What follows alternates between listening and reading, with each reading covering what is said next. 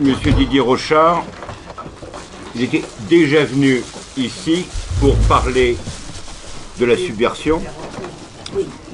L'objectif est de préparer un livre qui paraîtra quand Dieu voudra sur manipulation, désinformation.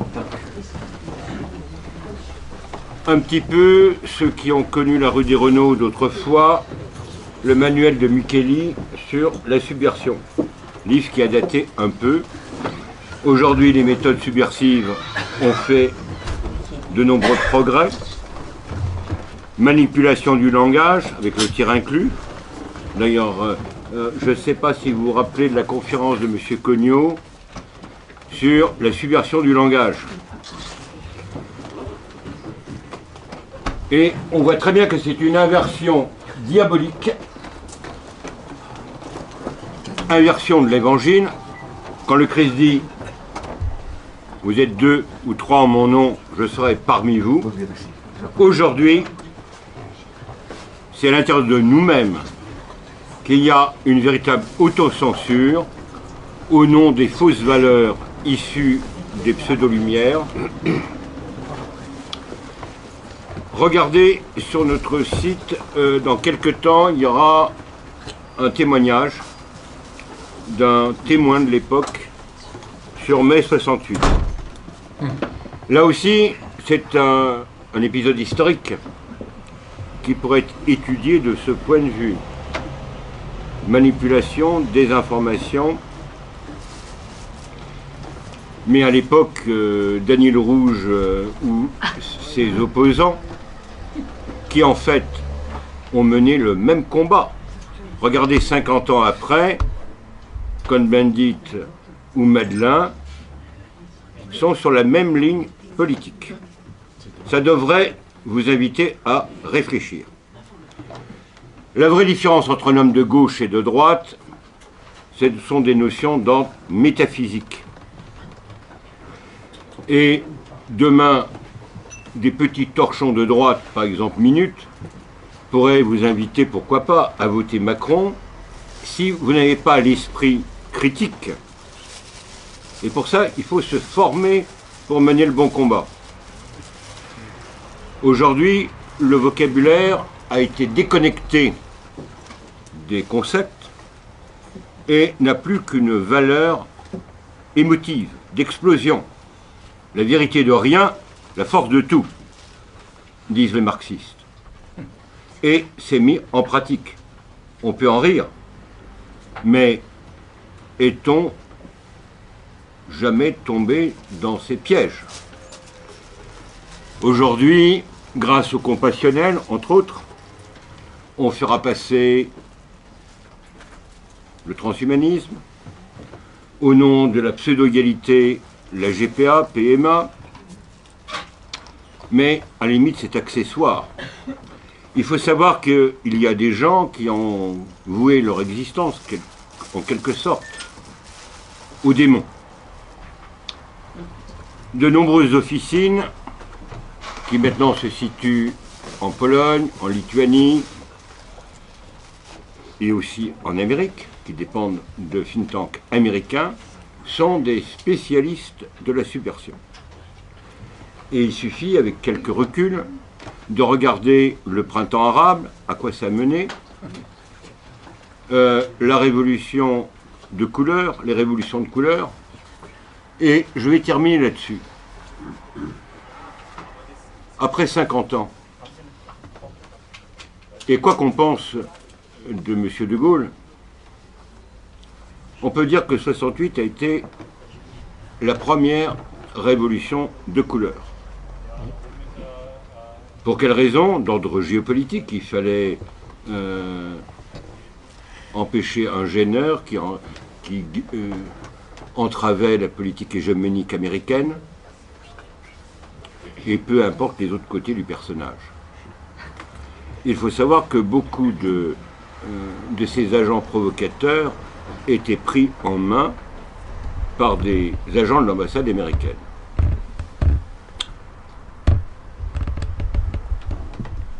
Je souhaite que vous soyez très attentif à ce que Didier Rochard va vous dire, et quand le livre paraîtra, lui faire honneur. À vous, cher ami. Merci, frère. Alors, je dois dire que lorsque j'ai découvert le sujet de cet exposé sur Internet, on en avait parlé avec le frère, bien évidemment, avant, lorsque j'ai découvert les 3 termes que le frère avait marqués et avait intitulé cette conférence, subversion, manipulation, désinformation, il m'est venu comme un sentiment de vertige. Parce que les 3 termes mis bout à bout vont manifester absolument tout ce que l'on vit au quotidien aujourd'hui. Ces 3 termes sont distincts d'ailleurs, mais ils concourent autant au but recherché. Et aujourd'hui, on peut, dans le contexte actuel, on peut y ajouter d'ailleurs le terme de soumission, si vous voyez ce que je veux dire. Donc ça concourt autant au but recherché, les 3 termes, subversion, manipulation, désinformation, qu'aux moyens utilisés. Donc, un sentiment de vertige, parce que je me suis dit, en 40 minutes, comment exprimer ces 3 notions le plus complètement possible, avec quelques exemples. C'est la raison pour laquelle je garde mes notes d'ailleurs, parce que je vous ferai de très nombreuses citations. C'est un sujet qui est extrêmement étudié aujourd'hui, et pour cause. On sent bien qu'on tient là le quotidien de chacun d'entre nous, car aujourd'hui, y a-t-il une information vraie? Y a-t-il une information qui nous permette de discerner notre quotidien, que ce soit en matière sociétale, le père a évoqué la GPA, la PMA, etc. On en parlera peut-être tout à l'heure si on a le temps, en matière sociétale, en matière politique, et on verra quelques exemples de manipulation pour lesquels d'ailleurs le grand public n'est pas toujours très informé, n'a pas toujours les moyens de discernement, compte tenu du bombardement systématique, ça fait partie des moyens utilisés d'ailleurs, bombardement médiatique qui fait que on est sidéré par un certain nombre d'informations qui nous parviennent. Et puis j'ajouterai peut-être un mot supplémentaire qui résume l'ensemble des choses, c'est le mensonge. Nous sommes le 6 aujourd'hui, je citerai Lénine, puisque le 6 c'est dans notre calendrier, c'est le jour de la révolution dite d'octobre de 1917. Lénine disait « Un mensonge dit assez souvent devient une vérité ». Alors nous allons garder, si vous le voulez bien, les 3 termes connexes en l'état, puisqu'ils sont souvent employés les uns pour les autres, mais nous allons aussi tenter de décortiquer ces phénomènes qui polluent aujourd'hui les relations humaines en toutes choses et en toutes circonstances. Le mensonge, c'est quotidiennement, du matin jusqu'au soir, de 0h à 0h le lendemain. Si vous avez la curiosité encore de regarder la télévision ou d'écouter ces chaînes de radio, on en parlera tout à l'heure d'ailleurs, ça n'est pas innocent, ces chaînes en information continue, en boucle, c'est une véritable sidération à laquelle on assiste et dont nous sommes à la fois, ne n'oublions pas, les victimes, mais aussi les facteurs. On distinguera la cible de la source. Bien. Alors, certes, le frère a parlé tout à l'heure de la notion la plus ancienne, parce que ça n'est pas d'aujourd'hui, vous imaginez bien, la nature humaine a toujours utilisé le mensonge. Il y a encore quelques années, certains diront quelques siècles, les actions subversives étaient organisées et réservées à des contextes plutôt militaro-politiques. On en connaissait les circonstances, souvent par des historiens, et la plupart du temps des années après, et le plus souvent à travers leurs échecs, il faut bien l'admettre. Quelques grandes opérations sont devenues légendaires, voire mythiques. Alors, puisque je vous parle de notions anciennes, la prise de Troie, le cheval de Troie, ça a été une manipulation absolument extraordinaire. Et d'ailleurs, Ulysse, dans cette affaire, a été, j'allais dire, est devenu absolument proverbial dans son intelligence rusée, dans sa métisse. Et ça a donné une méfiance, là aussi proverbiale à travers les siècles, envers les Grecs. Timéo, Danaos et Dona Ferrantes, et ça c'est dans Astérix, comme vous le savez. ce qui prouve bien que l'Énéide n'est pas inconnue de nos auteurs. La fabrication, là aussi, autre exemple, la fabrication avant la rédaction des cahiers de doléances, avant la Révolution française, qui a été une fabuleuse subversion, puisqu'on s'aperçoit que quelle que soit la région, les doléances étaient sensiblement, en tout cas il y avait un corpus de doléances qui étaient très exactement les mêmes. Or les doléances entre un petit paysan bosseron et un paysan savoyard, on imagine bien qu'ils ne pouvaient pas être, les doléances ne pouvaient pas être de la même nature. Or, les cahiers de doléances ont des corpus qui sont tout à fait rédigés de la même façon. Donc, il y a eu forcément un petit travail qu'on attribue aux loges, naturellement. On leur attribue beaucoup. Plus près de nous, une opération qui a été extraordinaire, c'est l'opération Fortitude, qui est parvenue à tromper les services nazis, les services de renseignement, d'espionnage nazis. Or, l'opération Fortitude, les services nazis, n'oublions pas, étaient très implantés en Angleterre. L'amiral Canaris avait ses entrées un peu partout, par des agents interposés naturellement, dans tous les services, y compris dans les services de la France libre. On en sait quelque chose aujourd'hui. Voyez les confidences, pas dans ses bouquins, mais dans ses émissions de radio, les confidences de Jacques Soustel. Donc, ce sont des opérations qui ont toujours eu lieu. Une des dernières, si l'on peut dire, mais il y en a eu bien d'autres, c'est peut-être pour les services militaires, l'opération du Rainbow Warrior, qui n'a pas été un succès, et dont on peut aujourd'hui encore poser de nombreuses questions. On ne résoudra pas le problème aujourd'hui, mais quand on pense à la déstabilisation des services qui ont eu lieu juste après, on peut se poser des questions pour savoir d'où venait cette manipulation qui aurait dû se réussir, mais qui n'est pas parvenue à ses fins. Beaucoup d'entre elles, d'ailleurs, prêtent à sourire. Ça alimente beaucoup de romans d'espionnage, de romans de politique fiction. Malheureusement, la plupart de ces opérations ne sont pas innocentes. Il y a des morts d'hommes. On pourrait parler des opérations libyennes, des opérations, etc. Le dernier comptage que j'ai lu, BHL pensait qu'il devait y avoir 160 000 morts, c'est le chiffre bas. Je pense que l'opération en Libye, quand on décortiquera dans quelques années les choses, on s'apercevra qu'il y a eu certainement beaucoup plus de 200 000 morts dans ces pays-là. Donc 200 000 ennemis jurés de la France aujourd'hui. Voilà. Nous travaillons pour la paix, mais on a tendance à provoquer la guerre. Autre temps, autre mœurs sans doute. Et puis, pour reprendre les propos du frère tout à l'heure, et puis on va passer à la période un peu plus contemporaine naturellement, je rappellerai simplement le chapitre 3 de la Genèse. Là, c'est la manipulation des manipulations. Chapitre 3, donc, verset 5. « Mais Dieu sait que le jour où vous en mangerez, vos yeux s'ouvriront, et vous serez alors comme des dieux.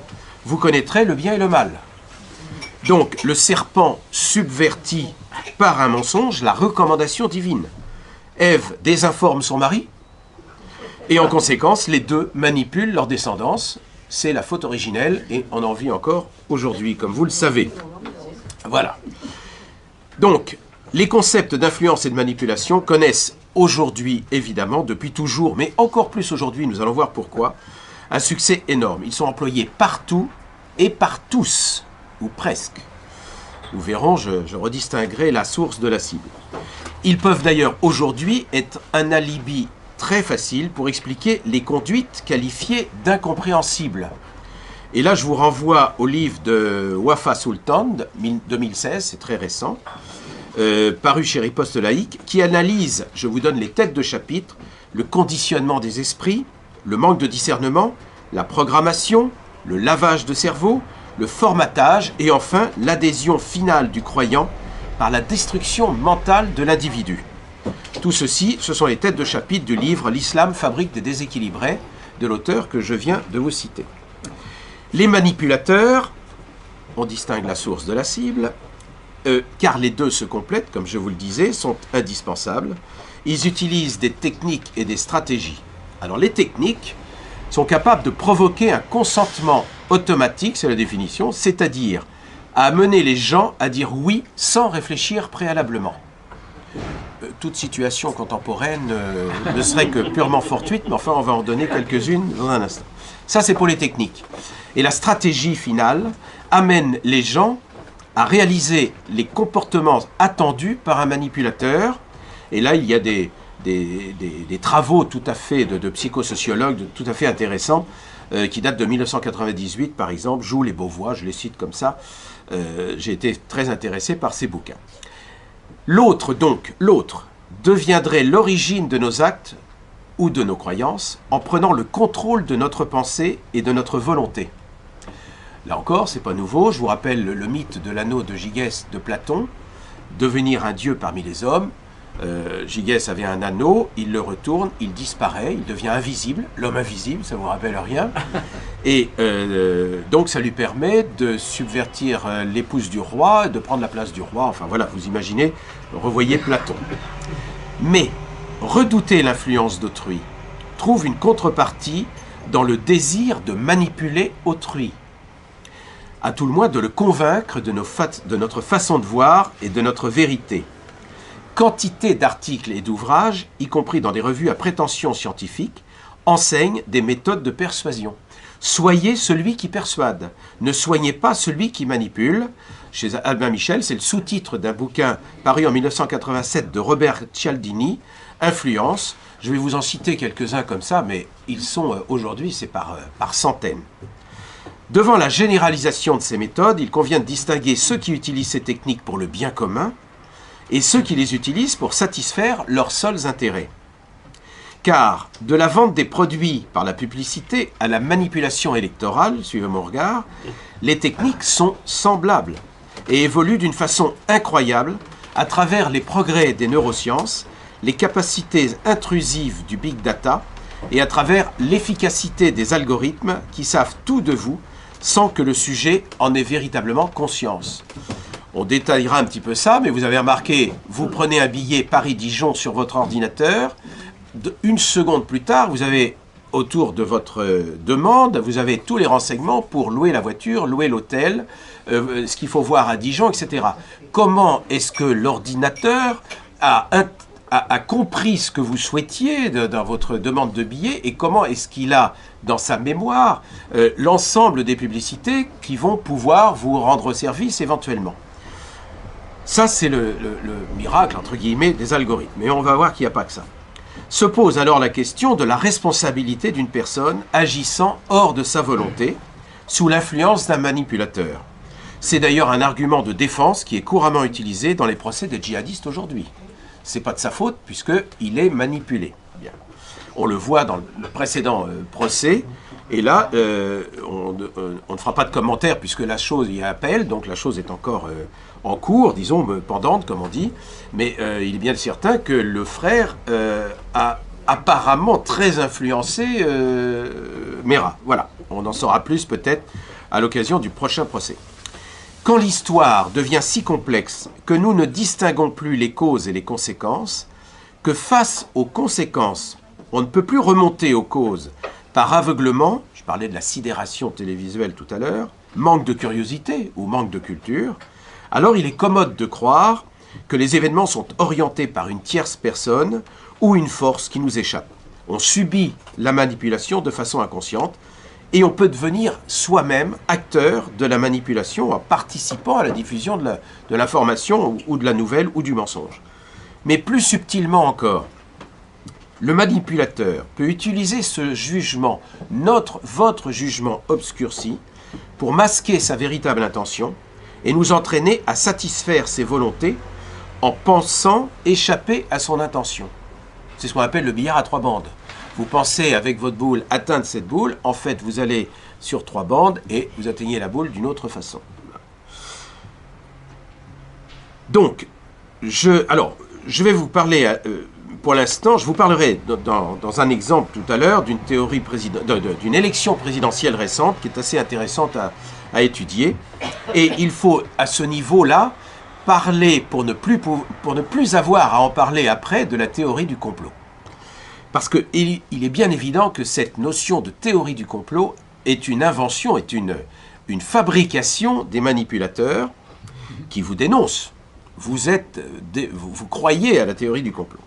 Donc c'est une notion qui a été théorisée par les manipulateurs, par les mondialistes en l'occurrence, pour discréditer toute analyse, tout raisonnement mettant en lumière les intentions perverses de régénération de l'homme dans les domaines scientifiques, sociétaux, éthiques, éducatifs, etc. Tout analyste, lanceur d'alerte ou militant déclaré, dénonçant cet élan mondial anti-humain, on va voir pourquoi après, est taxé de partisan de la théorie du complot et empêché de s'exprimer. Dans les débats, ah oui, mais vous êtes partisan de la théorie du complot, taisez-vous. Voilà, vous n'avez plus rien à dire. C'est le point Goldwyn de la méthode d'ailleurs. Alors, je pensais avoir le temps, mais je vois que je n'aurai pas le temps. J'ai apporté ici, je pensais vous en lire quelques extraits. C'est amusant, c'est le bulletin officiel spécial numéro 11 du 26 novembre 2015 de l'Éducation nationale. Voilà, il y en a 79 pages, c'est très intéressant. Ça ne concerne que le cycle 4. Donc 6e, 5e, 4e, 3e. Et là, tout est indiqué pour renseigner les professeurs sur la façon dont ils vont pouvoir enseigner à leurs élèves. Et quand on lit à travers les lignes, parce que c'est de la lovelang, vous savez, le discours de l'Éducation nationale, moi je suis très frappé par tout y passe, absolument. Aucune notion, aucun sujet n'échappe à la sagacité du ministère de l'Éducation nationale.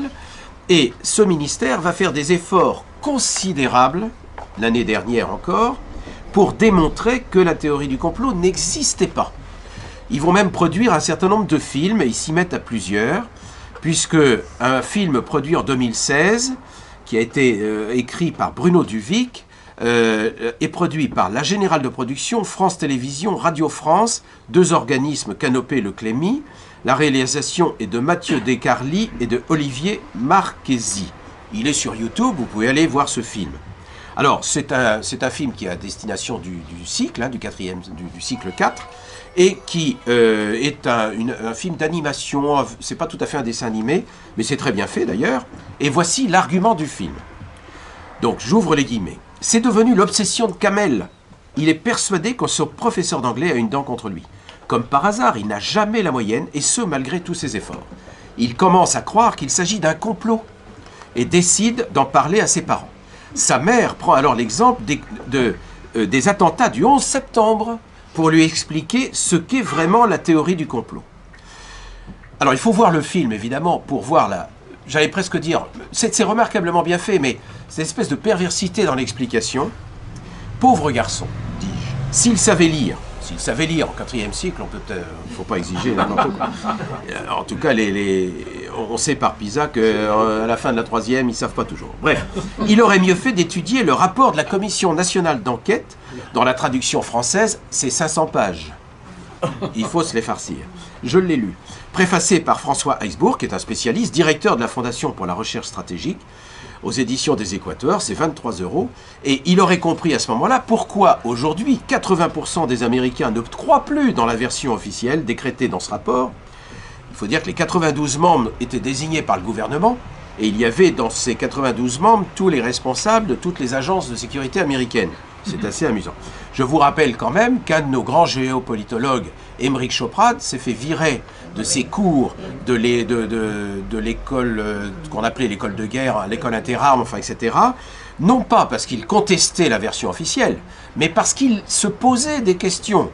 Il ne mettait pas en cause, il ne remettait pas en cause complètement la théorie. Il disait, c'est quand même assez bizarre quand on voit les manques qu'il y a, les lacunes qu'il y a dans ce rapport, on est obligé de se dire, mais que cache-t-il? Bon, sans pour autant devenir paranoïaque, mais c'est comme ça.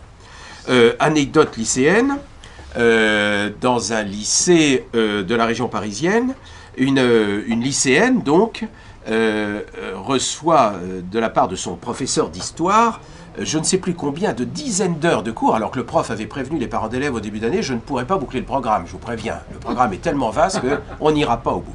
Mais on détache, sur ordre du ministère, plusieurs heures de cours pour démontrer que la théorie du complot n'existe pas.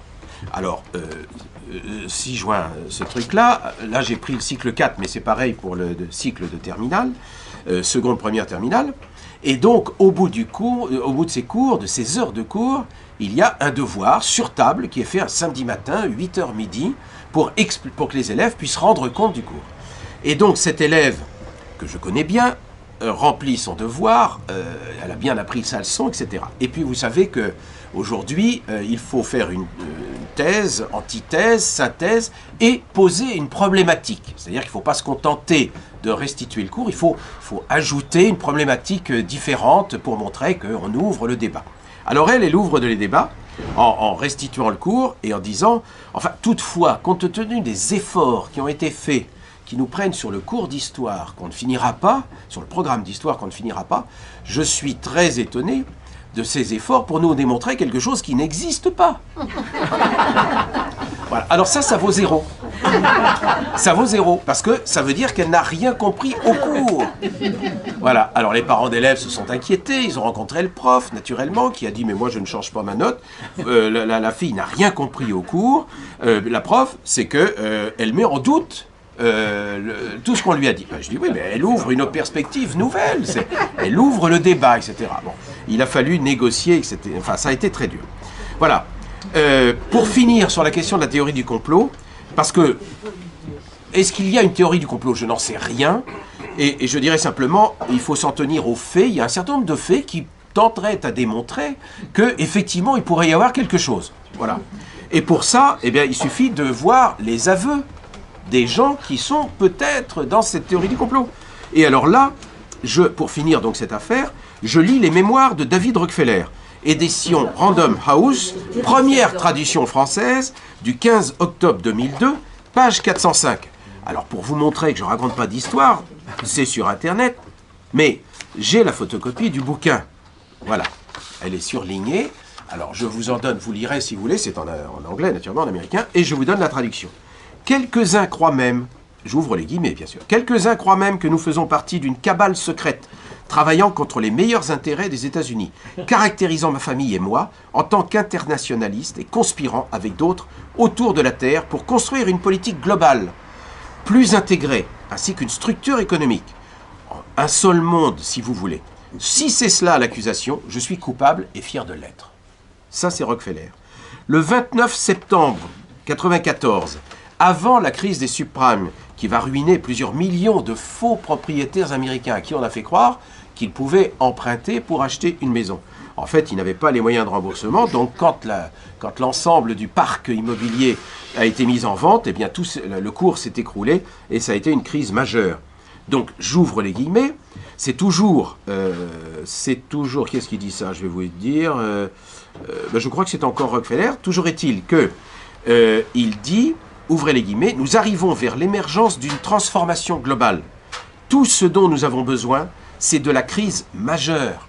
Et le peuple acceptera le nouvel ordre mondial. Le 29 janvier 2007, tout ça est sur Internet, hein, il suffit de cliquer, vous trouvez toutes ces déclarations avec l'original, etc.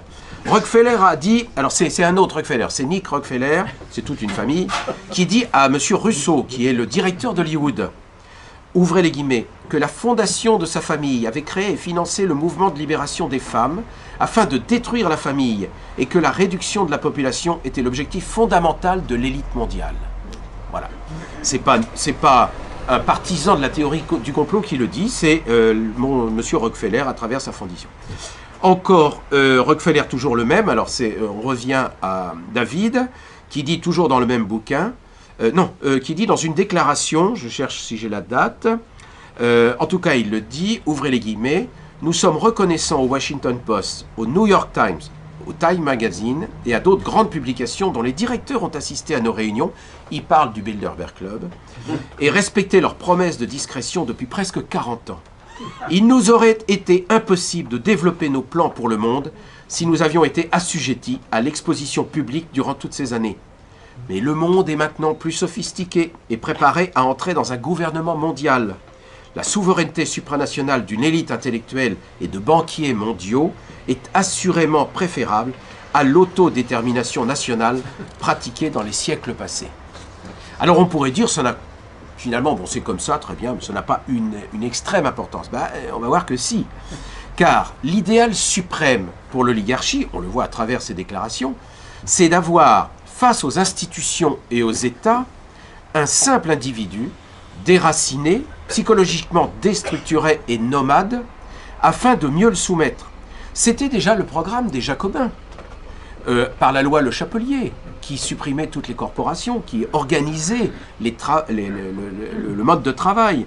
C'était la suppression du 4 août, la suppression des lois privées qu'on a encore commémoré, fêté cette année. Or, les lois privées, qu'est-ce que c'était? Chacun avait une loi privée. Le paysan bosseron dont je parlais tout à l'heure, il devait la corvée. Il devait la corvée à moins d'une demi-journée de voyage de sa ferme. Donc il faisait ses 2 heures de marche, il remplirait le chemin et il rentrait dans sa ferme. Le soir, il pouvait traire ses vaches. Eh bien, le paysan savoyard, lui, il avait son privilège, c'était de ne pas être mobilisé pour la corvée au-delà de sa propre vallée. Les privilèges disparaissent, on le convoque pour aller à 2 cols plus loin, hiver comme... Et il avait perdu sa loi privée, voilà, son privilège. Et c'est le programme de tous les systèmes révolutionnaires. Le système teste depuis longtemps les réactions psychologiques des peuples par des films de science-fiction annonçant un avenir ressemblant furieusement au programme prévu par ces oligarchies. Et là, je vous renvoie à un seul film, parce que je ne suis pas très cinéphile, il y en a certainement beaucoup d'autres, mais j'ai vu Elysium, de Matt Damon avec Jodie Foster en 2013, et ce film, c'est une exoplanète qui est faite à quelques milliers de kilomètres de la Terre. La Terre est devenue absolument invivable, et l'un des hommes, Matt Damon, vend son âme, alors moi je dirais au diable, mais enfin il vend son âme à un trafiquant qui lui permet d'aller jusque dans cette exoplanète pour pouvoir se faire soigner.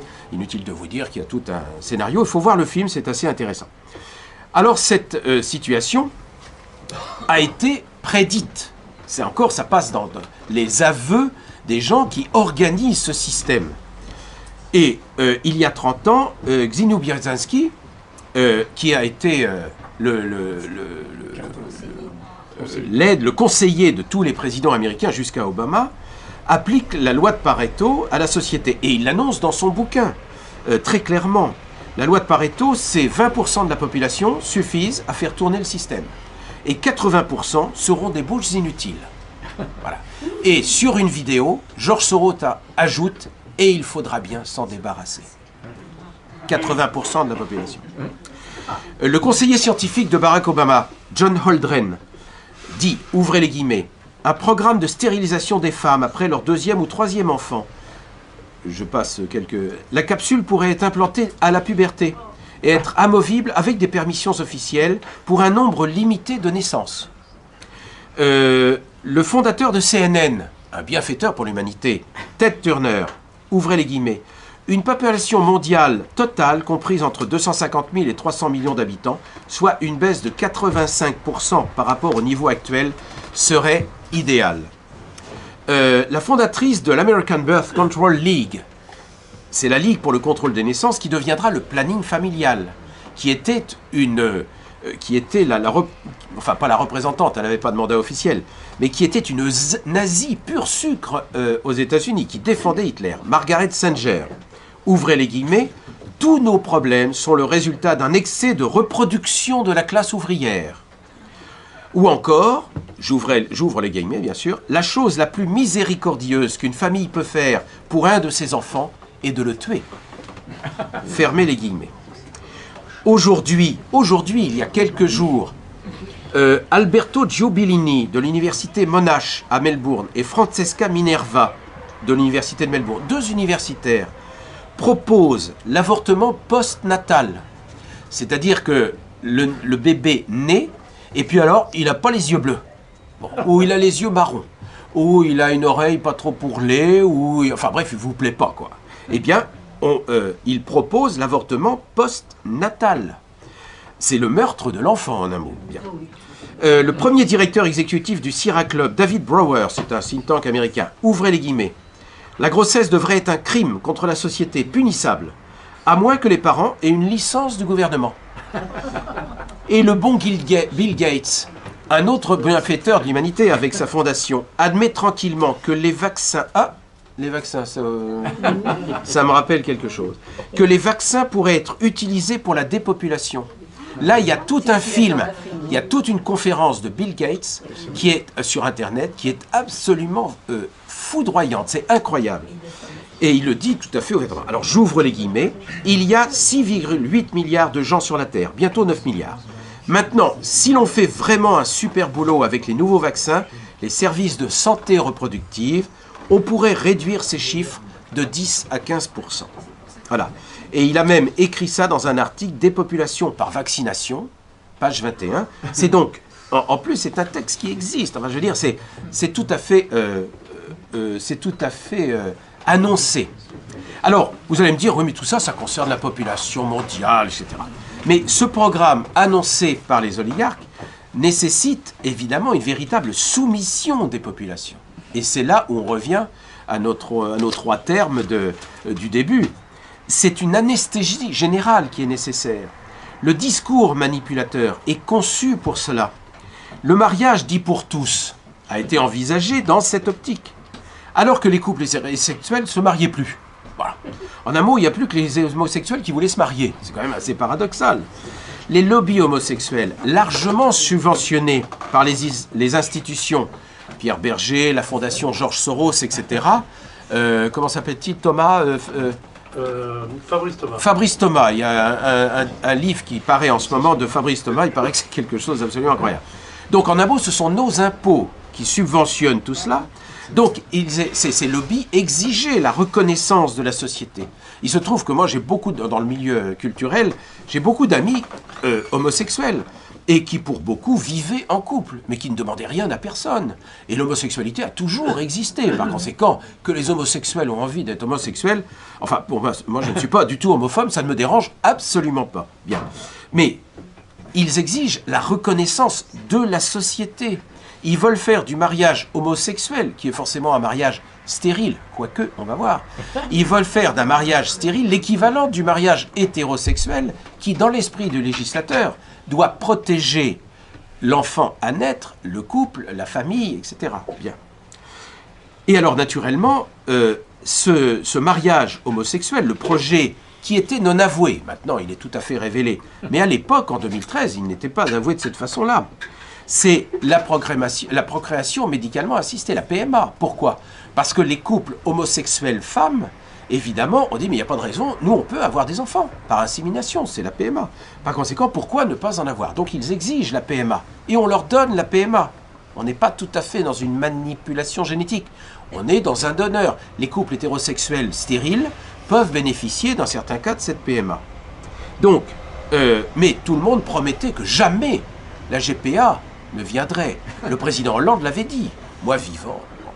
Or, il se trouve que la grossesse pour autrui est reconnue aujourd'hui par les tribunaux. Car quand un couple homosexuel mâle va acheter un enfant, ce qui est une mise en esclavage des femmes, d'une façon odieuse, il y a en Inde, à Bangalore, une clinique qui produit 1000 enfants par jour. Et on donne 50 € à chaque femme pour accoucher d'un enfant viable. Celles qui accouchent d'un enfant mort, on les fout dehors, on leur donne rien. Bien. Et on les met dans cette espèce de gynécée et ces enfants sont vendus sur Internet. Ces enfants sont vendus sur Internet. Donc, aujourd'hui, la GPA n'est toujours pas reconnue, c'est une question de temps, mais elle est reconnue par la justice. Les tribunaux disent, et on ne peut pas leur donner tort, c'est pas ce pauvre gosse qui est responsable. Par conséquent, on va lui donner la même filiation que pour les enfants hétérosexuels. Alors, évidemment, ce n'est pas la faute de l'enfant, et on comprend très bien, ça c'est la grande manipulation, mais c'est la responsabilité des parents. Or, naturellement, on ne met pas en avant les parents. Bien. Donc, tout ça avait été sciemment calculé bien avant. N'oublions pas les propos de Madame Taubira. Il ne s'agit pas d'une simple adaptation de quelques articles de notre code, portant entre autres sur l'effacement des termes masculins et féminins. L'effacement des termes masculins et féminins, qu'est-ce que ça veut dire? Je suis un petit garçon, madame est une femme, je suis désolé, je veux dire, il faut effacer la réalité, c'est incroyable. Mais donc, je continue en ouvrant les guillemets de Madame Taubira, mais d'une refonte du droit de la famille, de la filiation et bientôt de la bioéthique. Ça, c'était le 27 février 2013, donc avant que la loi ne soit promulguée. dans un livre cité par Agnès Walsh, un livre chez Fayard, Où va le mariage? Et elle avait fait, pour annoncer ce livre, une interview dans Ouest France. Donc, toute la PMA comme la GPA était déjà dans les cartons, déjà prévue. Voilà. Or, la GPA, c'est une manipulation génétique. On va sélectionner des embryons et on va réimplanter dans le corps d'une femme lambda à qui on va donner 50 € pour mettre au monde un enfant qu'on va vendre sur Internet. Alors, on les vend 30 000 $, hein, ces gosses, naturellement. Il y a un petit différentiel, quoi. Il y a quelques personnes qui s'en mettent plein la fouille entre les deux. C'est un véritable... on remet ces pauvres femmes en esclavage. Bien. Et toutes ces manipulations génétiques, quelle autorité scientifique ou morale, on ose à peine dire éthique, fixera les limites de ces manipulations? Car on pourra faire, par manipulation, des êtres dits humains qui vont être des... On sait quasiment le faire. Hein. Ce matin, j'entendais David Ayache, le professeur Ayache sur Radio Classique, qui disait, mais on sait déjà transformer l'ADN. Donc, on va pouvoir faire, avec ce truc-là, des types qui vont mesurer 2,50 m et qui vont avoir des muscles de Rambo, avec des QI d'huître, et si on leur dit « tue », ils tueront. Bien, de la même façon, on pourra faire des pseudo-intellectuels. Enfin, les Américains avaient tenté le coup. Hein. Ils avaient fait procréer des enfants par des prix Nobel. Voilà. Enfin, des prix Nobel qui acceptent de... Enfin, bref, pour fabriquer des enfants. C'est en tout cas ce que les Américains ont dit. Bon, ils ont fait autant de tarés que la moyenne mondiale. Un couple de prix Nobel ne fabrique pas forcément un prix Nobel, c'est comme ça, que voulez-vous. Bien. Donc, je rappelle qu'il y avait 12 prix Nobel pour soutenir Hitler hein, dans sa montée au pouvoir. 12 prix Nobel. Donc, on revient sur les attitudes, sur notre attitude, sur l'attitude en général dans nos sociétés. Il y a incontestablement, aujourd'hui, c'est étudié par les sociologues et les psychologues, on parlait de Michieli tout à l'heure, et surtout, moi je ne l'ai pas connu malheureusement, mais j'ai connu de ses disciples, des gens tout à fait remarquables d'ailleurs, et Michieli a écrit un bouquin qu'il faut absolument lire, c'est un petit ouvrage, hein, mais c'est extrêmement synthétique. J'en ai parlé cet été dans une précédente conférence. Michieli a écrit ce bouquin qui s'appelle La Subversion d'ailleurs. C'est un des premiers qui fait une synthèse là-dessus. Mais évidemment, il ne pouvait pas deviner à quelle vitesse les choses allaient s'établir. Et on va en voir, je regarde l'autre quand même, et on va en voir un certain nombre d'agents. Donc, attitude prosociale. Et l'attitude prosociale va poser énormément de problèmes d'ailleurs. Et là, je vous renvoie à un livre qui s'appelle « Manipulations et influences, réalité et représentation à travers 2 siècles d'études ». C'est tout récent, avril 2017, de Stéphane Laurence, aux presses universitaires de Rennes. C'est un bouquin un peu longué dans sa deuxième partie, mais très intéressant. Éduquer, améliorer l'hygiène et les mœurs, supprimer les conduites à risque. Ce sont des notions qui utilisent la persuasion, pour ne pas dire, dans certains cas, la manipulation ou la sidération. Regardez les programmes de télévision. Vous allez avoir des programmes de télévision qui sont très bien faits pour inciter les gens à ne plus fumer, pour inciter les gens à ne pas rouler trop vite, à ne pas boire trop d'alcool, enfin, etc. Mais au bout d'un moment, ça finit par... voilà. Or, on ne peut pas critiquer ce genre de film, évidemment, ce genre d'attitude. Ça, c'est l'attitude prosociale. Évidemment, il y a l'attitude antisociale. Réaliser ses désirs, s'enrichir, avoir du pouvoir, ou même organiser des crimes ou des attentats. Mais qui décidera de la valeur morale de l'attitude prosociale et de l'attitude antisociale? Qui va dire aujourd'hui, je vous rappelle que le président Hollande, lorsqu'il a vu que son comité d'éthique risquait de tiquer, c'est le cas de le dire, dans un très mauvais jeu de mots, pour la GPA, et il a changé le comité d'éthique. Tout simplement, il a modifié totalement la Constitution. C'est son droit. Alors, la loi sur l'avortement. Reprenez le texte primordial de la loi sur l'avortement, de la loi de Madame Veil. C'est pas du tout ce qu'on a aujourd'hui. Ça n'a plus rien à voir. Bien. N'oublions pas que la loi de Madame Veil, on est d'accord ou on est contre. Chacun a son opinion éventuellement. Mais c'était une loi pour protéger. C'était une exception, l'avortement. Exception qui pouvait être tenue pour des problèmes thérapeutiques de l'enfant ou des problèmes concernant la maman. Mais c'était une exception. Aujourd'hui, je vous rappelle que le fait, là je je prépare ma valise pour partir demain matin à 6h moins le quart, le simple fait de critiquer l'avortement, de révéler ce qu'est l'avortement aujourd'hui, c'est, puisque l'intention est punissable. L'intention est punissable par la loi du 13 août, je crois, 2017. Par conséquent, tout ça, ça tombe sous le coup de la loi. Donc, qui va décider de la valeur morale de ces attitudes?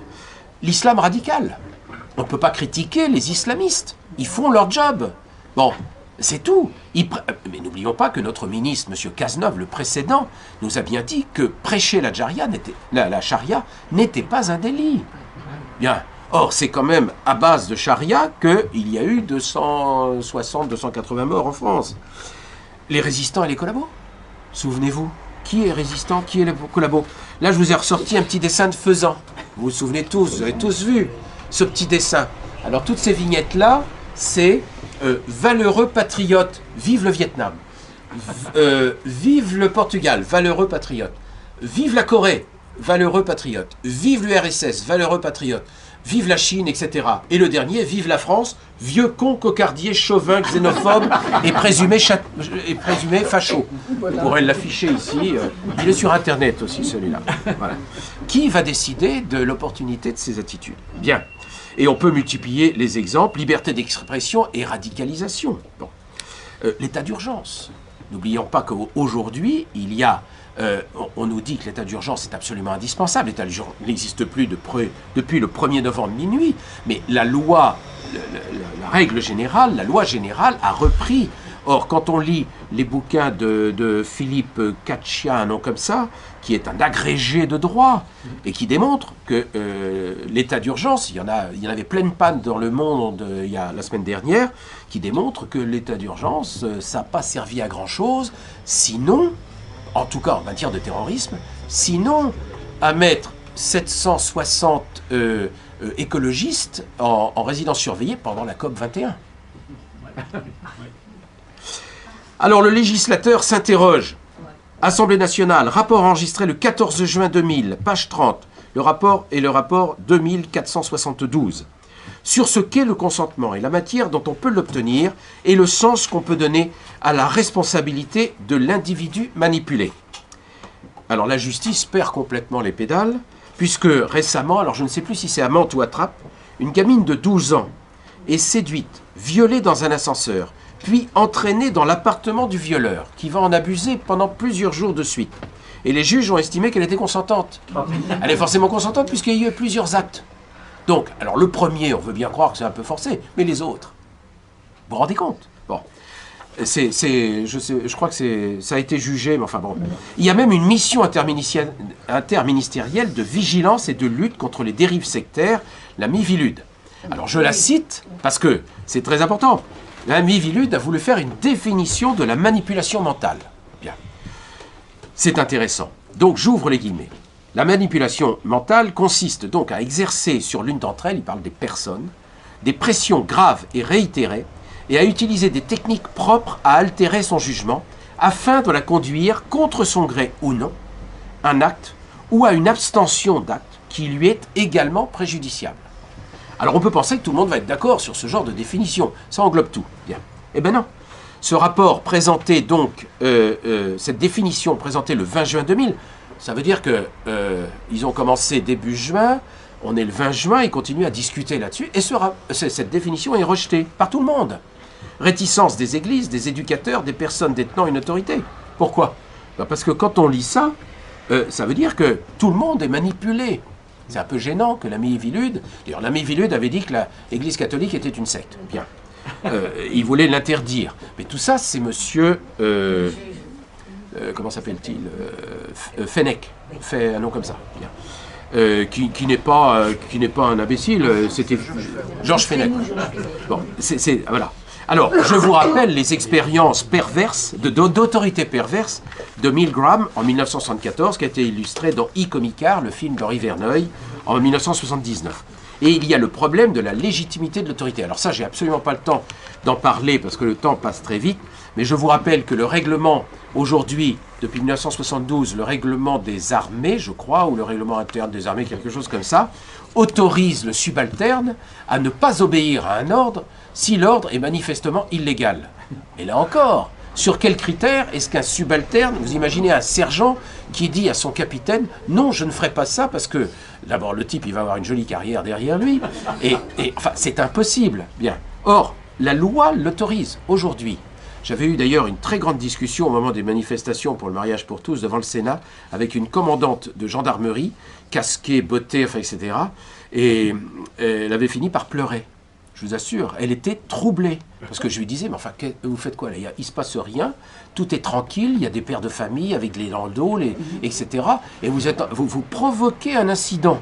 Voilà, vous provoquez, parce que il y a un manifestant qui s'est un peu approché, c'est un papy, hein, qui s'approche un peu de la barrière, et donc la gendarmerie prend la barrière et lui envoie à la figure. Bon, le type s'écroule, enfin, etc. C'est un papy, il tombe par terre, et naturellement les autres à côté réagissent, et donc tout le monde est gazé, enfin, etc. Bon. Et donc je vais voir cette femme, bon, j'étais un peu de la boutique, donc je pouvais lui parler un peu d'une façon un peu sympathique, mais voilà, et au bout d'un moment, elle était complètement bouleversée, parce qu'on a... Bon. Comment ces manipulations ont-elles pu prendre cette ampleur en quelques années? Voilà ce qu'il faut. La banalisation des techniques puissantes de manipulation inquiète les autorités légitimes. Et il y a de quoi. Je laisse du côté les techniques qui sont en principe réservées à des thérapeutes patentés comme l'hypnose, par exemple.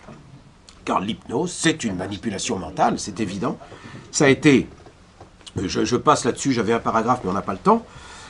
On passe là-dessus. Mais il est bien évident que le fait médiatique, les médias, sont la source, en quelque sorte, de l'amplification considérable de ces manipulations. Il n'y a pas que...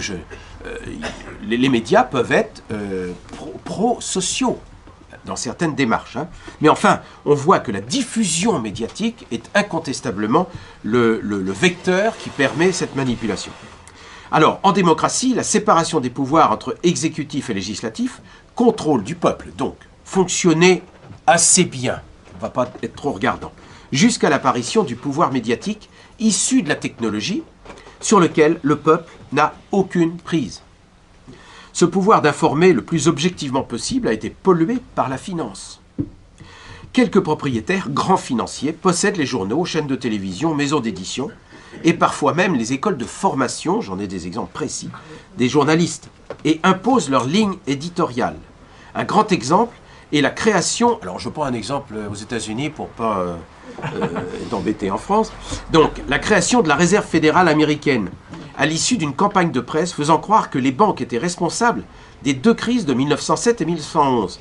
Ces mêmes banques, ce sont les banques qui sont propriétaires des journaux et c'est eux qui vont déclencher une réaction contre eux-mêmes. C'est là où il y a manipulation. Car ces mêmes banques propriétaires des journaux ont convaincu qu'il fallait un organisme de contrôle des dites banques. Ce fut fait en 1913. L'élection du président suivant, Woodrow Wilson, pure création médiatique, montre que le pouvoir de ce qu'on appelle aujourd'hui le Deep State, l'État profond américain, là encore j'ai un bouquin à vous conseiller, et détient le pouvoir, mais là, à coups de millions et dans le monde entier. Et ça ne s'arrête pas là. Les dépenses des États nécessitent aujourd'hui des budgets colossaux. En démocratie, les citoyens ont un droit de regard sur les décisions politiques à travers leurs représentants. Or, le risque est grand de voir ces budgets refusés par la représentation nationale. Pour justifier de telles dépenses, il faut que le peuple se sente menacé. Il faut donc que la demande provienne du peuple lui-même. La manipulation consiste à organiser un état de guerre perpétuelle. Alors, là aussi, je vais vous donner des références, bien sûr. Face à ce danger, les citoyens sont convaincus de sacrifier un peu de liberté pour garantir leur sécurité. Un sondage Eurobaromètre, en 2014, a démontré que 66% des Européens préféraient opter pour la sécurité plutôt que pour la liberté, favorisant l'instauration de régimes antidémocratiques visant à restreindre peu à peu les libertés individuelles. Alors vous allez me dire, c'est très récent. Eh non, c'est pas récent du tout. Nous avons une déclaration de M. Reinhard Heydrich, bras droit d'Heinrich Himmler. Bien, on ne pourra pas le dire que ce n'est pas un nazi. Qu'il déclare, ouvrez les guillemets, qu'il lui faut une police de l'esprit et l'instrument de contrôle et de mesure de la pensée. Dans 1984, le bouquin, les superpuissances constatent qu'une guerre interminable et sans issue est infiniment plus profitable qu'une victoire. Un tel conflit maintient les populations sous pression, tout en étant très rentable pour les industriels et financiers. C'est la stratégie dite du conflit permanent. Endoctrinement par le télécran, ça c'était prévu par Heydrich. Endoctrinement par le télécran obligatoire dans tous les domiciles. La télévision n'existait pas encore. Ils appelaient ça le télécran, ils devaient faire des expériences.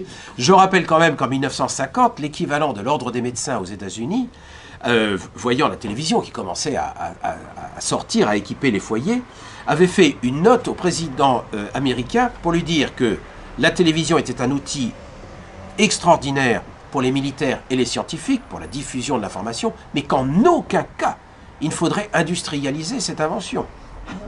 Voilà. Aujourd'hui, en Asie, je connais beaucoup de familles qui crèvent la faim, mais il y a la télévision. Voilà. Ils ont tous la télévision. Dans les slums de Philippines, ces gens n'ont rien. Ils vivent dans la boue, ils vivent dans une misère épouvantable. Eh bien, il y a la télévision partout. Et petite anecdote, le temps passe, j'ai beaucoup de choses à vous dire encore. Il se trouve que j'ai eu l'occasion en 88, une année avant Tiananmen, de visiter... je crois que ça a coûté très cher à mon guide, mais enfin bref, de visiter une ville nouvelle. Alors une ville nouvelle en Chine à cette époque-là, après avoir détruit toutes les belles villes, les centres-villes traditionnels, etc., avec ces superbes maisons, avec les tuiles en faïence, enfin, etc. Donc ça consistait en 10 demi-lunes, vous voyez ce que c'est les demi-lunes, 10 demi-lunes comme ça par carré de 100, et on mettait dans chaque demi-lune 50 familles, qui étaient, pour leur intimité, qui étaient séparées par des placards, des armoires métalliques de caserne. Voilà. L'hiver, il faisait moins 20 là-dedans, parce qu'il n'y avait pas de chauffage, et l'été, il faisait plus 50, parce qu'il n'y avait pas d'aération. Et alors, tous ces gens vivaient là-dedans, dans une promiscuité absolument efférente. Et alors, il n'y a qu'un seul enfant en Chine à cette époque-là, donc ça va. Et de l'autre, et tous les 100 groupes, comme ça, toutes les 100 boutiques, il y avait une maison, une demi-lune, dans l'autre sens. Et dans cette demi-lune, c'était la maison de quartier, en quelque sorte. Et dans cette maison de quartier, les gens s'asseyaient par terre. Je suis rentré dans cette maison de quartier, et au bout, il y avait un poste de télévision, avec 3 programmes. Il y avait un programme d'information chinois, enfin, etc. Un programme, j'ai pas bien compris ce qui se passait, parce que c'était un programme de théâtre No. Or, c'est un théâtre japonais. Je vois pas ce que les Chinois... Ben, moi, je comprends ni l'un ni l'autre, donc ça ne me génère pas. Ben, je vois pas ce que les Chinois pouvaient comprendre à ça. C'est pas leur culture. Enfin, peu importe. C'était le théâtre. Et le 3e programme, c'était Dallas. C'était Dallas. Et on expliquait aux Chinois qui étaient là, dans la poussière de sur la terre battue et dans l'eau quand c'était inondé, etc. On leur expliquait que eux, là, ici, dans leur demi-lune, c'était le paradis. Et que là-bas, les grandes villas, les bimbos, les grandes blondes, l'argent, les grosses bagnoles, etc., les piscines, c'était l'enfer. Eh bien, ils n'y ont pas cru. Et l'année d'après, c'était Tiananmen. Tiananmen, on peut en parler aussi. Bien. De la façon dont ça a été présenté chez nous, peu importe. Je rappelle les propos de Benjamin Franklin. C'est pas d'aujourd'hui. Benjamin, un peuple prêt à sacrifier un peu de liberté pour un peu de sécurité ne mérite ni l'une ni l'autre et finit par perdre les deux. C'est pas d'aujourd'hui, c'est du Franklin. Alors, je continue rapidement, si vous le voulez bien, si vous m'autorisez, on a presque dépassé le temps. Naomi Klein, dans son livre « La stratégie du choc », livre qu'il faut avoir lu, explique qu'un état de choc ne survient pas seulement après un drame, mais également quand on perd nos repères, notre mémoire collective, ce qui nous a charpentés et nous permet de rester vigilants. Or, depuis des années en Europe occidentale, je cite le bouquin, en Europe occidentale, on est prié d'oublier l'État-nation en même temps que notre héritage commun, que sont l'hellénisme, la romanité, le christianisme, sous peine d'être suspectés de fascisme ou de racisme par une pseudo-intelligentsia qui roule pour nos prédateurs, les seuls qui ont intérêt dans le mondialisme. Coupés de Dieu, de la nature, de la famille et du savoir, que nous reste-t-il comme certitude pour tenir debout? Les travaux de l'armée américaine sur la privation sensorielle prouvent que cela produit une monotonie extrême qui entraîne une perte de toute capacité critique. C'est les travaux du docteur Cameron sur la restructuration de l'esprit, effaçant tout le passé de façon à pouvoir reconstruire l'individu à partir de zéro et y implanter des idées nouvelles naturellement. Et ça date, le Stratégie du choc, c'est un livre qui date maintenant de plusieurs dizaines d'années. Et quand on sait ce qui s'est passé à Guantanamo et dans un certain nombre de centres de la CIA après la guerre du Golfe, enfin, etc., et encore peut-être malheureusement aujourd'hui, on peut s'interroger effectivement sur les progrès du lavage de cerveau, sur les progrès qu'on obtient aujourd'hui. Jusqu'en des temps récents, le chaos était l'ennemi de l'ordre. Et au XXe siècle, de nouvelles formes de contrôle social sont apparues que l'on peut rassembler sous le concept d'ingénierie sociale. Là, je vous renvoie, vous avez eu une conférence de Lucien Cerise ici, vous avez plusieurs livres qui sont tout à fait passionnants à ce sujet-là, et dont l'objet est non seulement de déréaliser la sphère publique, comme par le passé, parce que c'est pas nouveau, mais de déstructurer, ça c'est nouveau, intentionnellement le corps social et le psychisme intellectuel des classes populaires. Aujourd'hui, le chaos est l'instrument de l'ordre nouveau. L'ingénierie sociale consiste à bâtir et à entretenir un système inégalitaire où les uns voient sans être vus et où les autres sont vus sans voir. Le but est de prendre le contrôle du système de perception d'autrui sans être soi-même perçu, puis d'y introduire des effets en réécrivant les relations de cause à effet, de sorte qu'autrui se trompe quand il essaie de remonter pour comprendre la situation précédente. C'est ce que je vous disais tout au début. La réalité, alors ça c'est un terme, c'est Yasmina Reza qui est cité, qui cite un conseiller de campagne de Sarkozy, conseiller de campagne, ça fait quelques années, dans un bouquin qui s'appelle L'aube et le soir ou la nuit, Flammarion 2017, Paris, page 44. J'ouvre les guillemets. La réalité n'a aucune importance, il n'y a que la perception qui compte. Et je vous rappelle la phrase de Bossuet, moi elle est dans toutes les pièces de ma maison pour mes propres enfants, « Dieu rit de ceux qui déplorent les effets dont ils chérissent les causes ». Ça, il faut méditer. Alors, d'autres citations. Dans L'art de la supercherie, paru chez Wiley Campus en 2003, Kevin Mitnick développe l'art d'induire autrui en erreur et d'exercer un pouvoir sur lui par le jeu, sur les défaillances et les angles morts de son système de perception et de défense. Par le jeu, du pain et des jeux. En 82, c'est Milton Friedman, j'ouvre les guillemets, « Seule une crise réelle ou supposée peut produire des changements, provoquer la destruction des économies nationales, locales, en les dérégulant, et écoutez bien, en les dérégulant et en libéralisant pour les réguler, en les plaçant sous la tutelle d'entreprises multinationales privées ou d'organismes transnationaux, tels le Fonds monétaire international. » On est en 1982. Toute situation qui vous rappellerait quelque chose en 2017, avec M. Macron récemment, dans Alain Minck. Alain Minck. Génie. Bien. Le conseiller de tous les présidents. Dans 10 jours qui ébranleront le monde, page 122, c'est paru en 2009 chez Grasset. J'ouvre les guillemets. Seul un événement traumatique les réveillera, tant l'effet du 11 septembre 2001 s'est évanoui. Les réveillera, c'est nous. Hein. Ce peut être une fausse alerte à Londres. En 2001, souvenez-vous, souvenez-vous, c'est peut-être une fausse alerte à Londres, un cybervirus. Les démocraties n'anticipent jamais, mais elles réagissent. L'opinion, en effet, interdit les mesures préventives qui bousculeraient la vie quotidienne, mais elle accepte les décisions qui suivent un événement traumatique.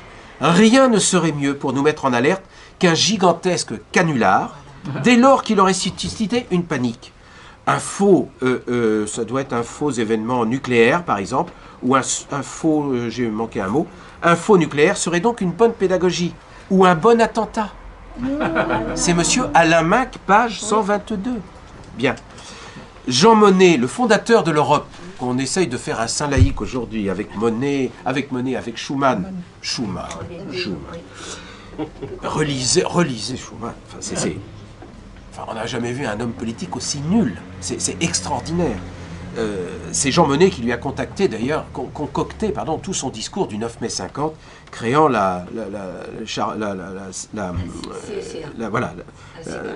truc charbon-acier. Donc, Monnet, les hommes n'acceptent le changement que dans la nécessité et ils ne voient la nécessité que dans la crise. Voilà. Alors donc, le média, sous contrôle de la finance, relaie l'opinion de groupes de pression, les think tanks, les lobbies, comme on veut, pour fabriquer l'opinion publique. Extraordinaire bouquin de Nicolas Bay, de Bernard Fay, je crois. Pardon, Nicolas Bay, c'est l'autre. Bernard Fay, sur la création d'un monstre, l'opinion publique. Excellent bouquin.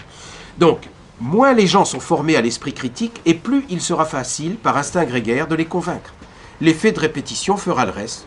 Télévision continue, chaîne en continu, bombardement des éditions spéciales. Dès qu'il y a quelqu'un, un VIP qui se tord le genou, vous avez le droit à une édition spéciale et on va voir toute la journée les mêmes choses. Nous sommes bien dans un monde orwellien. Je rappelle que 1984, paru en 1949, était prophétique. Eric Blair, c'est le véritable nom d'Orwell, né en 1903 au Bengale, mort à Londres en 1950. Il fait ses études à Eton, c'est donc quelqu'un du sérail. Il se fait connaître en 1945 par un excellent bouquin, Animal Farm, qui est l'histoire, enfin, lui, il préfère mettre ça aux animaux pour ne pas être arrêté aussi à ce moment-là, plutôt que dénoncer les hommes. Et puis, n'oublions pas, en 1938, il écrit un bouquin qui s'appelle « Hommage à la Catalogne ». Après un voyage réalisé avec Simone Weil, la grande, la philosophe, en Catalogne, au moment de la guerre d'Espagne, où il raconte les monstruosités qu'il a pu voir dans la guerre d'Espagne, lui, homme de gauche, qui découvre ce qu'est la gauche espagnole, qui découvre les assassinats, les tortures qu'il a vues en Catalogne. C'est amusant avec ce qui se passe aujourd'hui. Big Brother, détenteur unique de la vérité et du pouvoir, surveillance permanente des citoyens par une police de la pensée. Je rappelle quand même que Big Brother, traduit en français, c'est grand frère, et que les grands frères étaient les gens que le ministère de l'Intérieur, après leur avoir donné des cartes tricolores, chargés de la sécurité dans les banlieues. Bien. Ce qui a valu d'ailleurs la Toussaint grise en 2005, puisque lorsque le président Sarkozy a voulu régler le problème du trafic, enfin du business noir, et bien, il a fallu négocier parce que les grands frères ont mis le feu aux poudres en 2005. Là aussi, il y aurait beaucoup de choses à dire sur la façon dont a été... voilà. Alors, souvenez-vous, subversion européenne. Et là, on arrive à la période très contemporaine. Le 3 janvier 73, tout le monde se souvient ce qui s'est passé le 3 janvier 73. Bon, il y a beaucoup de gens qui étaient en train de cuver à ce moment-là, parce que le 3 janvier, pardon, la loi édicte la perte du contrôle de notre monnaie, d'où notre endettement abyssal. Monsieur Pompidou, ancien fondé de pouvoir de la banque Rothschild, aujourd'hui on a un président qui est ancien associé de... Donc, le président Pompidou décide par la loi du 3 janvier 73 que l'État français s'interdit d'emprunter à la Banque de France, mais emprunte sur le marché financier. Et on commence à emprunter à l'époque à 28%. Bien.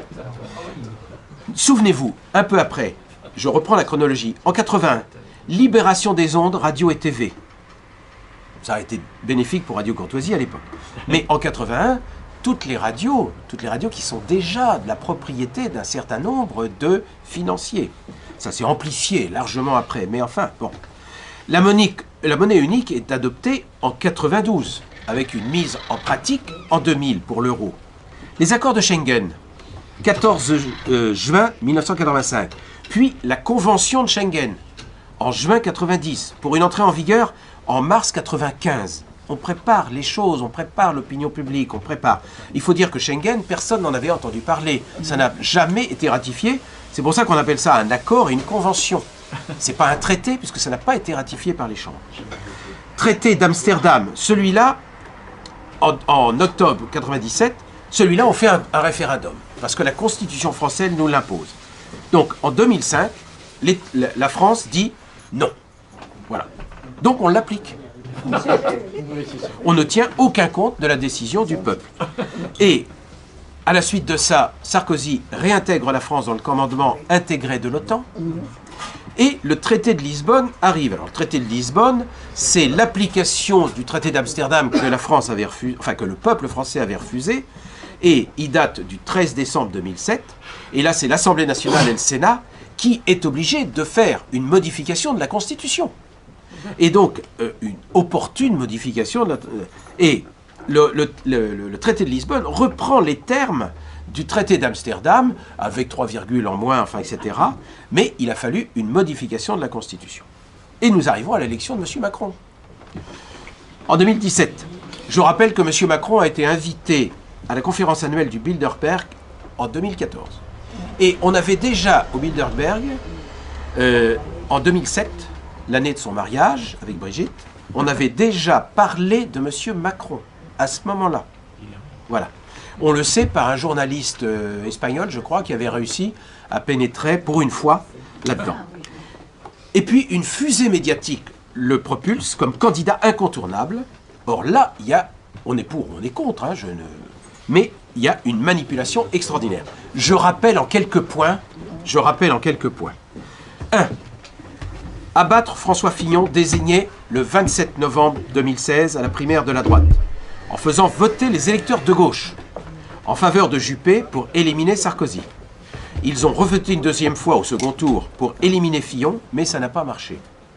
Le Canard enchaîné produit le 25 janvier 2017 des informations provenant de l'Élysée par Thomas Cazeneuve, ancien énarque, ancien directeur de cabinet de Macron à Bercy, secrétaire adjoint de l'Élysée, et Gaspard Ganser, qui est de la même promotion, Léopold Senghor de l'ENA, la même promotion que Macron.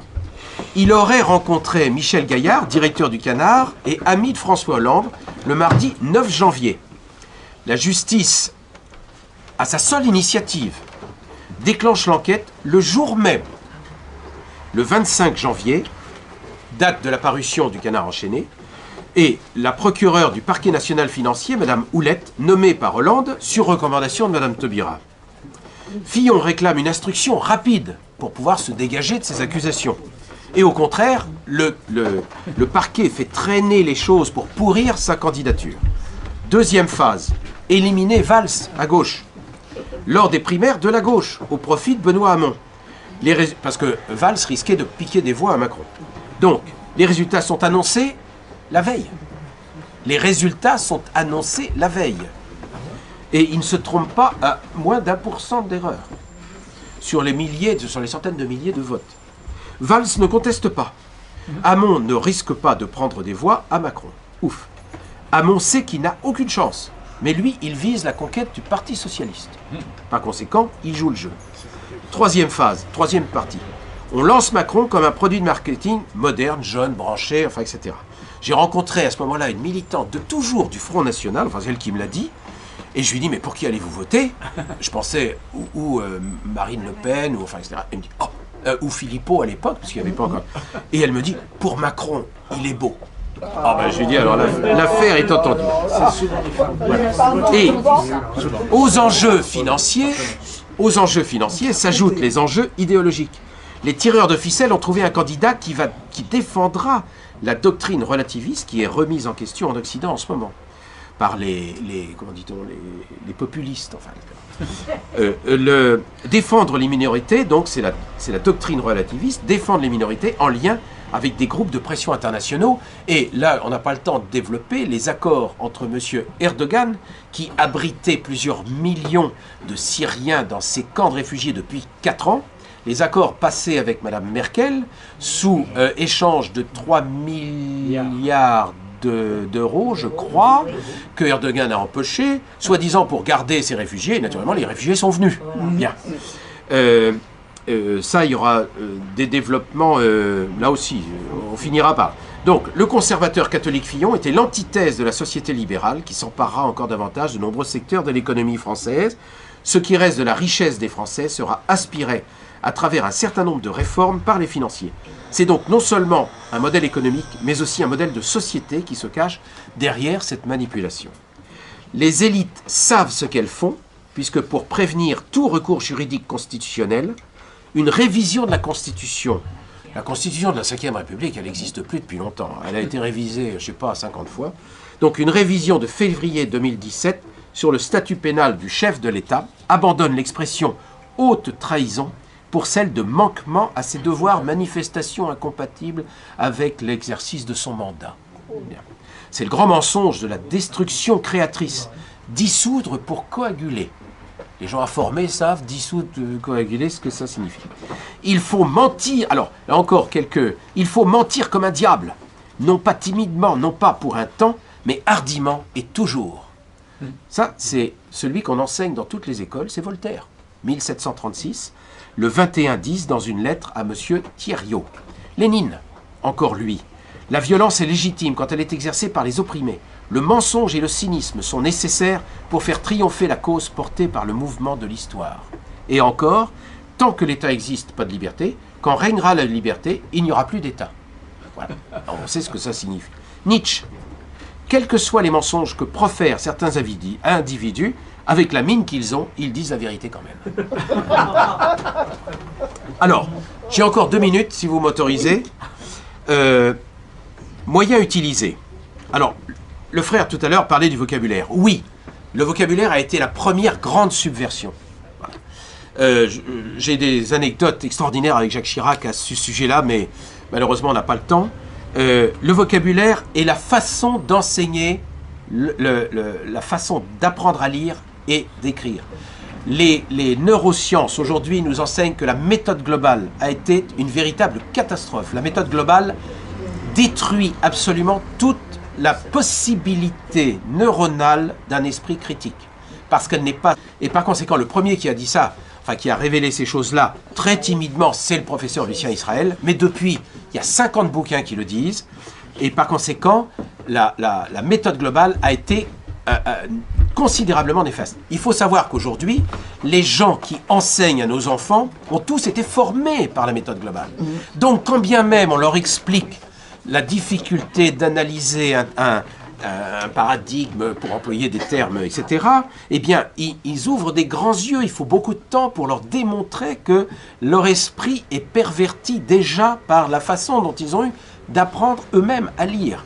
On est à la 3e, 4e génération de cette méthode globale. Le seul qui a essayé vraiment d'éradiquer la méthode globale, c'est de Robien, qui a été viré, séance tenante, par les comités de l'éducation nationale. Donc, le vocabulaire, la discrimination positive. Voilà, on ne parlera que de ça. Ça, c'est extraordinaire. Discriminer positivement. Voilà, mettez les 2 termes ensemble. Et je rappelle les propos de Valérie Pécresse lorsqu'elle était ministre. Fidèle au discours de Nicolas Sarkozy du 11 janvier 2010, dit-elle, la ministre rappelle la teneur du contrat d'une charte de l'égalité des chances à valeur contraignante pour les grandes écoles. Si le volontarisme ne suffit pas, il faudra envisager d'autres solutions. Il faut que le contenu des concours soit revu et que soient réexaminées avec attention les épreuves socialement discriminantes et qu'il soit rapporté des correctifs. Voilà. Et le communautarisme organisé, on est dans une démocratie qui rassemble tous les citoyens en principe. Le travail du gouvernement, c'est précisément de faire pardon, je vais employer un terme, une nation, avec un peuple, quel que soit. La France a toujours été une terre d'accueil. Le communautarisme organisé, le CRAN qui organise des camps réservés aux Noirs, voilà, interdit aux Blancs, c'est marqué sur leur publicité. Et ça, il n'y a pas un juge qui dit, mais attendez, c'est discriminatoire. Non, c'est pas discriminatoire. C'est contre les Blancs, ça peut aller. Manifestation réservée aux femmes, récemment. Bon, alors certes, sur un sujet tragique, tout le monde est d'accord. Mais en attendant, on peut aujourd'hui discriminer positivement. Là aussi, j'ai des anecdotes sur Sciences Po et l'ESSEC qui sont absolument dramatiques, foudroyantes. Alors, 84, c'est Orwell, prophétique. Mais 84, c'est pas une prophétie, c'est une réalité, c'est les premiers téléphones cellulaires. Génération des compteurs intelligents. Le Linky. Le Linky qui permet de connaître toutes les activités journalières des citoyens pour une efficacité plus que douteuse en matière d'économie d'énergie. Et même, c'est pas moi qui le dis, hein, ce sont les spécialistes qui travaillent là-dessus, il y a des livres aussi là-dessus. Et même pour celle de la gestion efficace des réseaux de distribution. Il est précisé que, j'ouvre les guillemets, ceux qui signeront ce contrat, c'est dans le contrat de Linky, ceux qui signeront ce contrat devront accepter de perdre une partie de leur confort en échange d'un tarif préférentiel. Parce que le compteur va permettre de couper l'électricité à certains moments quand il y a une sous-production, etc. C'est-à-dire vous êtes chez vous, vous êtes en train de prendre votre douche, puis du coup, il n'y a plus de chauffage, il n'y a plus de courant, il n'y a plus rien parce qu'il y a une sous-production et par conséquent, voilà. Donc on perd une partie de son confort. Bon, je ne sais pas ce que ça va donner, mais c'est comme ça. Le Linky est obligatoire. Il y a des familles qui se retrouvent aujourd'hui en correctionnel parce qu'elles refusent le Linky. C'est en fait le contrôle de tout ce qui touche de près à la vie familiale et privée. La surveillance globale, j'en ai pour 3 minutes encore. Les programmes gouvernementaux de surveillance, le Total Information Awareness, le TIA, et Matrix, Multistate, Anti-terrorisme, Information Exchange. Ça concerne tous les pays occidentaux, c'est américain, et naturellement, il y a des échanges d'informations contre le terrorisme. Tout le monde applaudit des deux mains. Mais comment est-ce que ça va être utilisé? Voilà. Le résultat, c'est le Patriot Act. Plus de liberté individuelle. Voilà. On en reparlera peut-être si on a le temps sur l'état d'urgence. En Europe, INDECT, c'est un projet de détection automatique du comportement anormal et de menace. Voilà, qui passe à travers les écoutes téléphoniques, à travers les algorithmes. Quand vous allez sur Internet, voilà, c'est analysé. Et si vous allez sur certains mots, si vous allez, etc., l'algorithme va vous signaler, on sort la fiche et on va la donner à qui de droit. L'ADAPS, Automatic Detection of Abnormal Behavior on Trace in Crowd Space. Voilà, c'est-à-dire que là, c'est la détection automatique des comportements anormaux dans l'espace privé.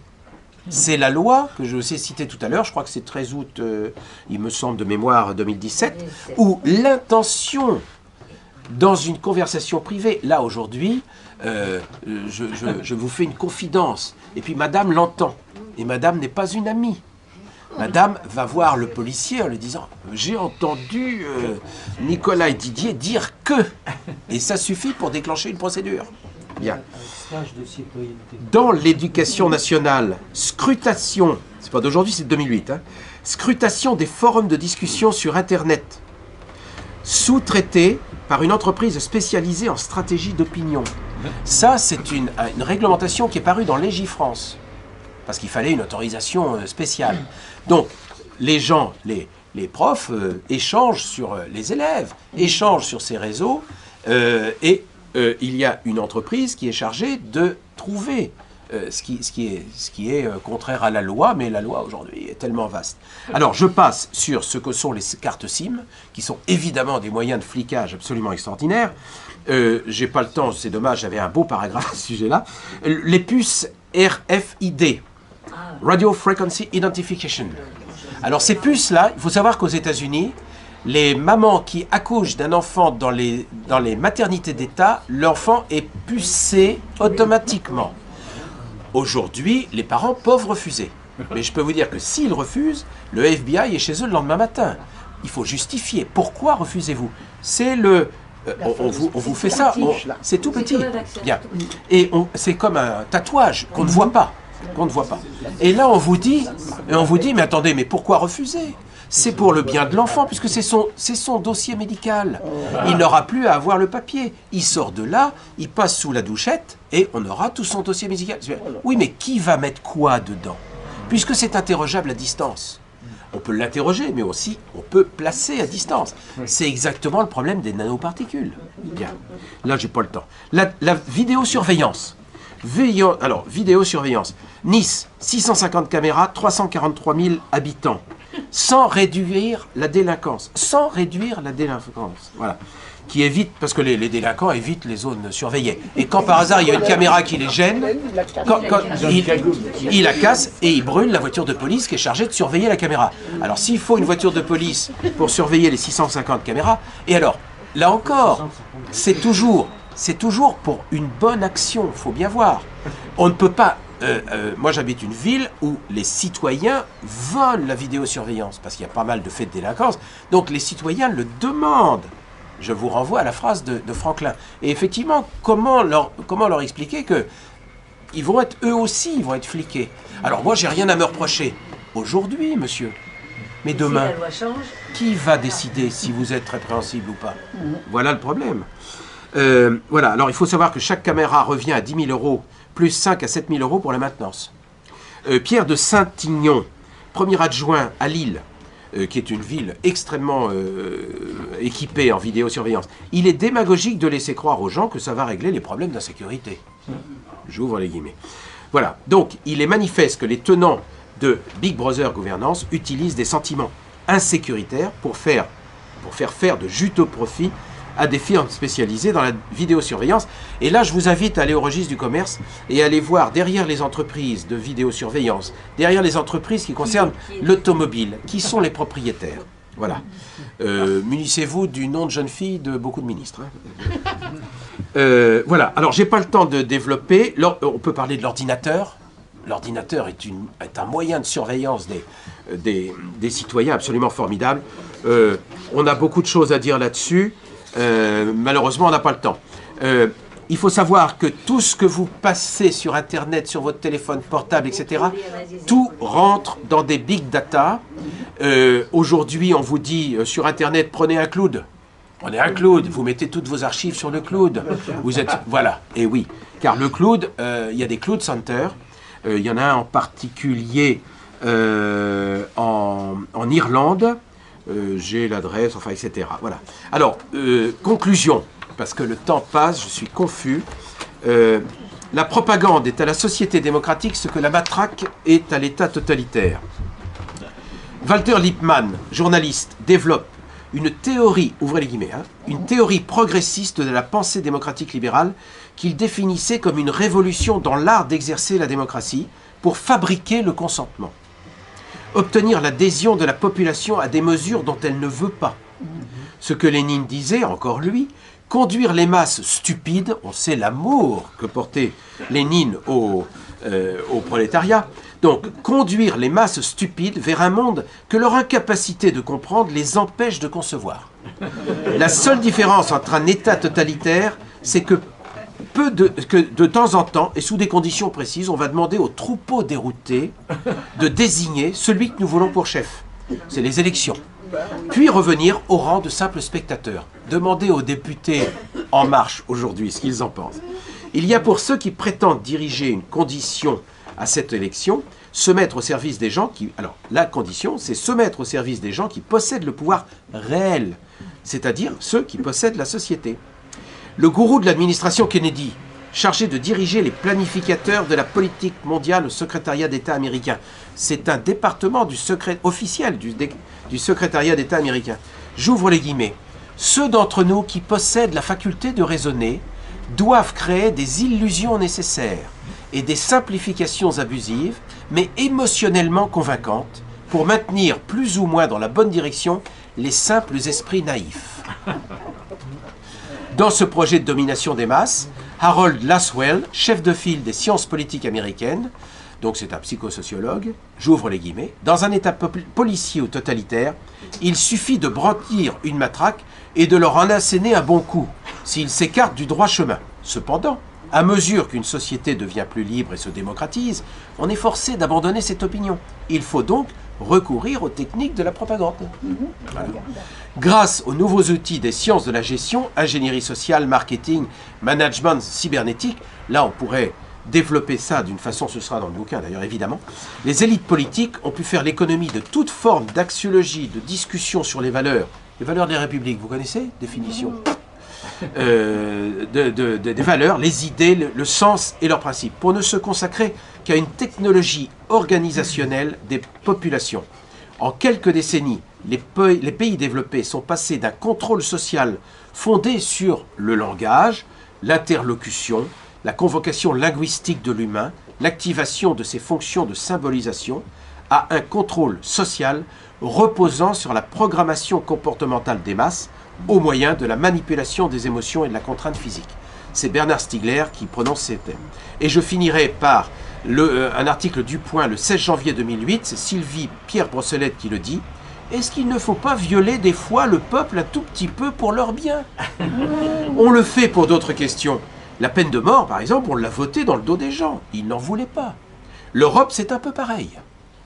Dans le Point, en 2008, Albert Einstein disait « Le monde ne sera pas détruit par ceux qui font le mal, mais par ceux qui le regardent sans rien faire. » Ça, c'est pour nous. Le Mahatma Gandhi, celui qui voit un problème et qui ne fait rien, fait partie de ce problème. Et enfin, Malika Sorel-Sutter, dans son dernier bouquin, remarquable, « Les Français se sont laissés dépouiller de l'essentiel, de la plus fondamentale des libertés, celle d'être et d'exister. » Je vous remercie.